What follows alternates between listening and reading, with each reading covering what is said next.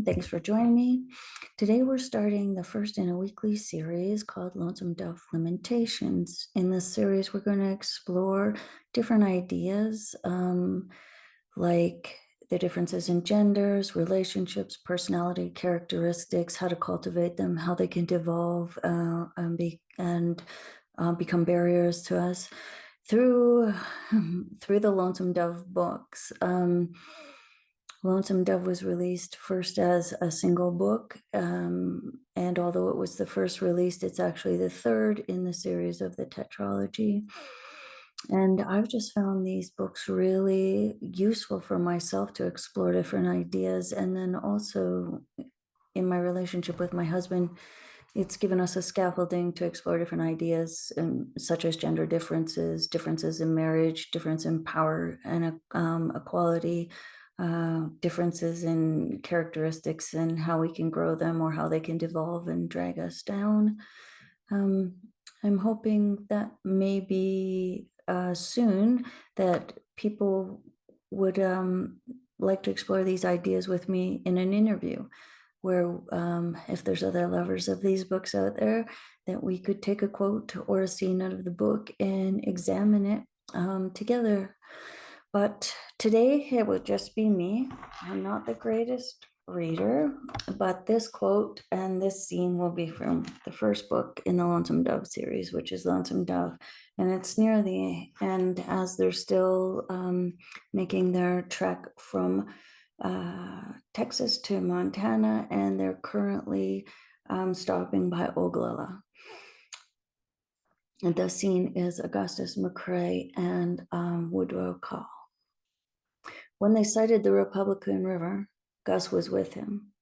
From a distance, it didn't seem like much of a river. "That's the one that got the Pumphrey boy, ain't it?" Augustus said. "Hope it don't get none of us. We're a skinny outfit as it is." "Well, we wouldn't be if you did any work," Call said. "Are you going to leave her in Oglala or what?" "Are you talking about Lori or this mare I'm riding?" Augustus asked. "If it's Lori, it wouldn't kill you to use her name." "I don't see it matters," Call said, though even as he said it, he remembered that it had seemed to matter to Maggie. She had wanted to hear him say her name. "You got a name," Augustus said. "Don't it matter to you whether people use it?" "Not much," said Call. "No, I guess it wouldn't," Augustus said. "You're so sure you're right. It doesn't matter to you whether people talk to you at all. I'm glad I've been wrong enough to keep in practice." "Why would you want to keep in practice with being wrong?" Call asked. "I think it would be something you'd want to try to avoid." "You can't avoid it. You got to learn to handle it," Augustus said. "If you only come face to face with your own mistakes once or twice in your life, it's bound to be extra painful. I face mine every day. That way, it ain't usually much worse than a dry shave." That's one of my favorite scenes in the whole book. And it very telling about the two different personalities, the two major characters in the book. And so the idea that I really take from it is that there's a couple of different ways of dealing with being wrong. You can avoid it, and then it's still there. And what Augustus is saying is it's extra painful if you do. It's almost like if you make several mistakes and you deal with them every day, then you learn to face them, and you learn the skills of facing them, and you learn the skills of being wrong, and you also learn the skills of learning. We're designed to be experiential learners.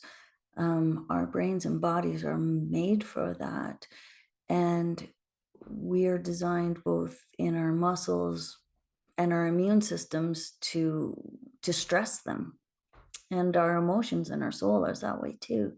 We're designed that as we stress our emotions and we stress our souls, that we expand and grow, that we learn from them and we become stronger.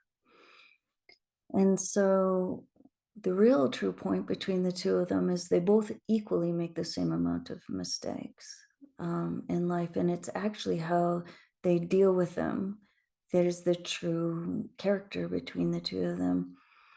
Um, and Carl has made the same amount of mistakes, and he chooses to go through his life by trying to control the situations, and not because he's a bad person, but that's what he's decided to do. And and he controls them in the everyday, but then when it comes time to really face himself, when he's alone and quiet, he doesn't. He avoids it. He avoids thinking about it. And Carl is really fluid in his everyday things and maybe even almost reckless, and that can be annoying. And he almost faces himself too much, where it's become too accepting, where he ceased to try and change himself in some ways. But I do think that his way of facing things every day and not trying to console the situation so he's not wrong, but just to understand that he is wrong, and then look at himself every day in the mirror and go through those things that he did wrong, so that maybe he's not doing the same things wrong every time, is interesting. So that is the Lonesome Dove Limitation. Um, it's a great series. And again, if anybody's interested in exploring these books and some of the scenes with me in any way, please get a hold of me at the Human Responsibilities Tribunal at protonmail.com. Have a good day.